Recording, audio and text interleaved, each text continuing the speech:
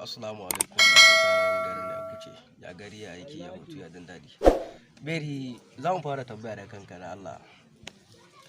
Wai da Allah yanzu bashiri azumi da Allah nawa ya baka wahala kai yanzu a misali kenan. Da kullanci amma za ka gaya mana gaskiya. Gaskiya ba mu so a gaya mana da Hausa saboda ka san. dai assalamu alaikum wa rahmatullahi ta'ala wa barakatuh. Wa alaikum assalam Wa rahmatullahi wa barakatuh. So biya ta komi sai dai biya su mere yande juma'a da su mere talata da su mere laraba kai inda alhamis ne dai da ke wahala amma joni ni mi ai gaskiya joni mi nan ta wahala gadi me kawai kullum mi jodi da Kuma da ɗan Hausa yadda za mu gane.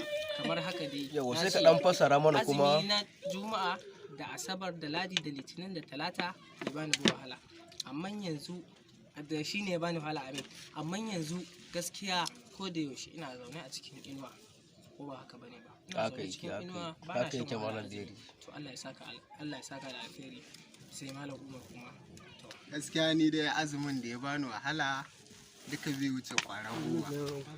Su kaɗai ne suka bani wahala. Don haka kuma za mu ji daga bakin Jamilu ɗan ƙolo shi azumi nawa ya bashi wahala.